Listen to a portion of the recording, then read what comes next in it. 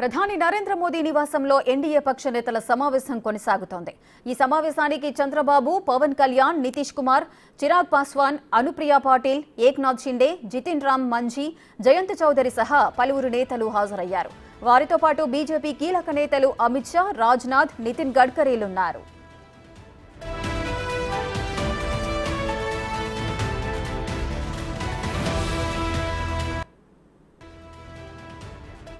మరింత సమాచారం మా ప్రతినిధి శివ లైవ్ లో అందిస్తారు. శివ, ప్రధాని నరేంద్ర మోదీ నివాసంలో ఎన్డీఏ పక్ష నేతల సమావేశం అయితే కొనసాగుతోంది. సమావేశానికి ఎవరెవరు హాజరయ్యారు, ఏ అంశాలపై చర్చ జరిగే అవకాశాలు కనిపిస్తున్నాయి? 4 గంటలకు ప్రధాని నరేంద్ర మోడీ నివాసంలో ఎన్డీఏ కూటమి పక్ష నేతల సమావేశం ప్రారంభమైంది. ఈ సమావేశానికి ఆంధ్రప్రదేశ్ నుంచి టీడీపీ అధినేత చంద్రబాబు, జనసేన అధినేత పవన్ కళ్యాణ్, జేడీయూ బీహార్ ముఖ్యమంత్రి నితీష్ కుమార్, జితిన్ రామ్ మంఝీ, అలాగే చిరాగ్ పాస్వాన్ హాజరయ్యారు. వీరితో పాటు బీజేపీకి సంబంధించిన అగ్రనేతలు కూడా ఈ సమావేశానికి హాజరైనట్లుగా కూడా తెలుస్తోంది. ప్రధానంగా ఎన్డీఏ కూటమిలో ఉన్న అనుప్రియ పాటిల్, ఏక్నాథ్ షిండే, జితిన్ రామ్ మంఝీ, జయంత్ చౌదరి వీరందరూ కూడా ఎన్డీఏ కూటమిలో మిత్రపక్షాలుగా ఉన్నారు. వీరందరితో కలిపే 293 స్థానాలు వచ్చినట్లుగా కూడా తెలుస్తోంది. మొత్తంగా చూసుకుంటే ఎన్డీఏ కూటమిలో సింగిల్గా ప్రభుత్వాన్ని ఏర్పాటు చేసే మ్యాజిక్ ఫిగర్ అనేది బీజేపీకి రాకపోవడంతో ఎన్డీఏ మిత్రపక్షాలతో కలిపి మాత్రమే ఇప్పుడు ప్రభుత్వాన్ని ఏర్పాటు చేయబోతోంది. 3వసారి ప్రధానిగా నరేంద్ర మోడీ ప్రమాణ స్వీకారం అనేది 8వ తేదీన చేయబోతున్నారు.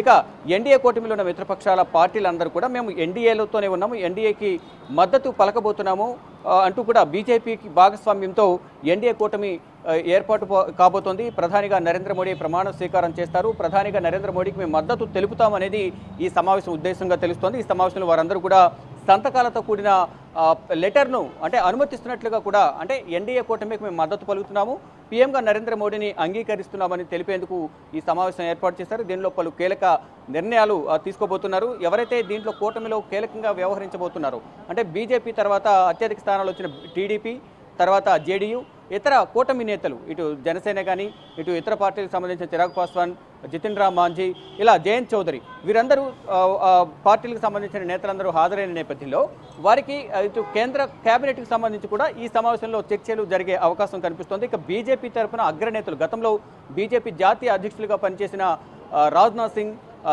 నితిన్ గడ్కరీ, మరోవైపు కేంద్ర హోంమంత్రి అమిత్ షా, జేపీ నడ్డా వీరందరూ కూడా హాజరైనట్టుగా తెలుస్తోంది. వారి అభిప్రాయాల మేరకు ఈ ప్రధాని నరేంద్ర మోడీ, ఇతర కూటమి పక్షాల నేతలు ఎవరైతే ఉన్నారో పార్టీలకు సంబంధించిన అగ్రనేతలందరూ కూడా హాజరైన నేపథ్యంలో ఈ సమావేశం ప్రాధాన్యత సంతరించుకుంది. ఇప్పుడు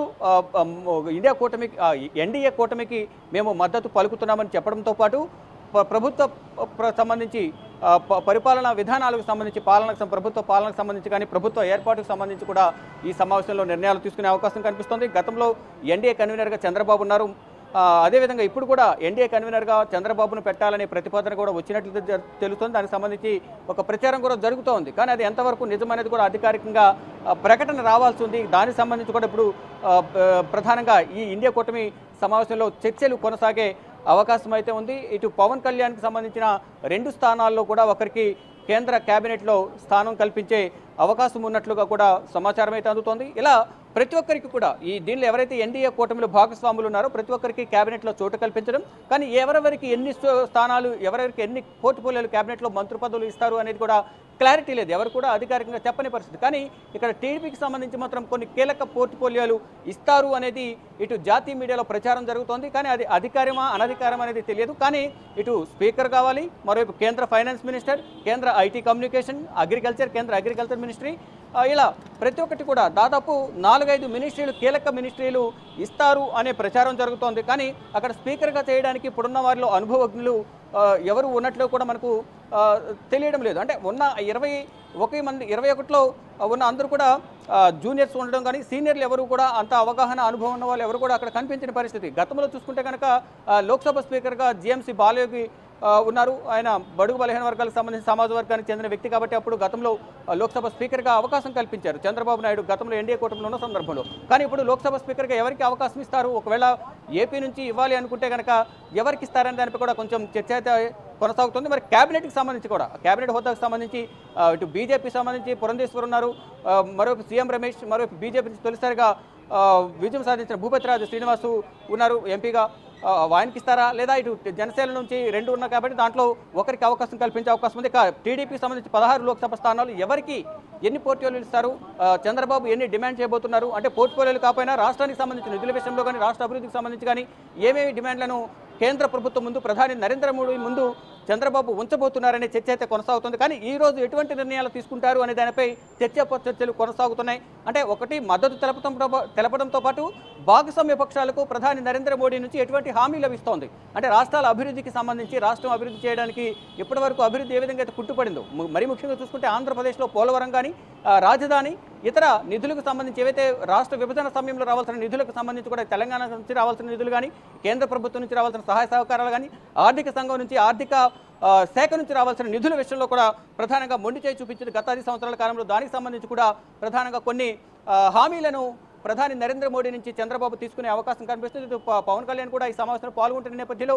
ఇద్దరు కూడా రాష్ట్ర అభివృద్ధికి సంబంధించి నిధుల కేటాయింపుకి సంబంధించి ప్రధానంగా చర్చిస్తారని కూడా మనకు ప్రచారం అయితే జరుగుతోంది. దానికి సంబంధించి సమాచారం అయితే ఉంది. కానీ ఈ రోజే వీటన్నిటిపై చర్చిస్తారా, లేదా ఓన్లీ పాలనా వ్యవహారాలకు సంబంధించి మాత్రమే చర్చలు జరుగుతాయా అనేది కూడా చూడాల్సి ఉంది. అంటే 4 గంటలకు ఈ సమావేశం ప్రారంభమైంది. దాదాపు 2 గంటల పాటు, అంటే 4 గంటల నుంచి 1.5 hour 2 hours జరిగే అవకాశం ఉన్నట్లుగా తెలుస్తోంది. అంటే 5:30 వరకు కూడా ఈ సమావేశం జరుగుతుంది. జరిగే అవకాశం ఉంది. ప్రధాని నరేంద్ర మోడీ నివాసంలో ఒక్కొక్కరి అభిప్రాయం తీసుకుని అవి ఎంతవరకు ఇంప్లిమెంట్ చేయడానికి అవకాశం ఉంటుంది, పాలన పరంగా ఆయా రాష్ట్రాల్లో ఏ విధంగా ఉంది, ఆర్థికంగా నిధులు ఏ విధంగా సమకూర్చాలి, ఎప్పటి వరకు ఏ విధంగా ఉంది. ఇప్పుడు 3వసారి కేంద్రంలో బీజేపీ అధికారంలోకి రాబోతుంది కాబట్టి ప్రధాని నరేంద్ర మోడీ ప్రభుత్వం, ఎన్డీఏ కూటమి ప్రభుత్వం ఏ విధంగా నెక్స్ట్ అన్ని రాష్ట్రాల కూటమిలో ఉన్న రాష్ట్రాలకు ఏ విధంగా నిధులను కేటాయించబోతుంది, ఎటువంటి పోర్ట్ఫోలియోలను ఇవ్వబోతుంది, తదుపరి పాలన ఏ విధంగా ఉండబోతుంది, ఏ విధంగా పాలన అందించాలి అనే విషయాలపై కూడా ఈ 4 గంటలకు ప్రారంభమైన ఎన్డీఏ కూటమి సమావేశంలో చర్చలు జరుగుతున్నట్టుగా తెలుస్తుంది.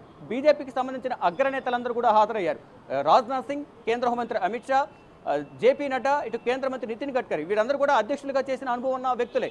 దానిలో భాగంగానే వారి అభిప్రాయాలు తీసుకోవడం, నెక్స్ట్ పాలనా పరంగా క్యాబినెట్లోకి ఇప్పుడు వరకు ఉన్న వారిని ఎవరెవరిని తీసుకోవాలని దానిపై కూడా చర్చలు జరుగుతున్నట్లు కూడా తెలుస్తుంది. ఈరోజు ఉదయం పాత క్యాబినెట్ ఏదైతే 17వ లోక్సభకు సంబంధించి క్యాబినెట్ ఏదైతే ఉందో దాన్ని రద్దు చేసినట్టు సిఫారసు చేశారు. మరోవైపు ప్రధానిగా నరేంద్ర మోడీ రాజీనామా చేశారు. ఆ రాజీనామా లేఖను ఇటు మంత్రులు క్యాబినెట్ను రద్దు చేస్తూ సిఫారసు చేస్తున్న లేఖను కూడా ఇటు రాష్ట్రపతి ద్రౌపది ముర్ముకు సమర్పించిన నేపథ్యంలో రాజీనామాలను, ఇటు ప్రధాని నరేంద్ర మోడీ రాజీనామాను కూడా యాక్సెప్ట్ చేశారు. తర్వాత కొత్త ప్రభుత్వం ఏర్పడే వరకు ఆపద్ధర్మ ప్రధానమంత్రిగా మీరే ఉండి చూసుకోవాలని తెలిపిన నేపథ్యంలో దానికి సంబంధించి 8వ తేదీ వరకు, అంటే కొత్త ప్రభుత్వం ఏర్పడే వరకు కూడా వీరు ఆపద్ధర్మ ప్రధానమంత్రిగా ఇటు కేంద్ర మంత్రులుగా కొనసాగే అవకాశం అయితే ఉంది. ఇక 7వ తేదీన మరొకసారి పార్లమెంటరీ పార్టీ సమావేశం జరిగిన తర్వాత మరొకసారి ప్రధాని నరేంద్ర మోడీ రాష్ట్రపతి ద్రౌపది ముర్మును కలుస్తారు. కలిసి కొత్త ప్రభుత్వాన్ని ఆహ్వానించాలని కోరబోతున్నారు. కోరిన తర్వాత 8వ తేదీ సాయంత్రం ప్రధానమంత్రిగా 3వసారి ప్రధాని నరేంద్ర మోడీ ప్రమాణ స్వీకారం చేయబోతున్నారు. ఈ ప్రమాణ స్వీకార మహోత్సవ కార్యక్రమానికి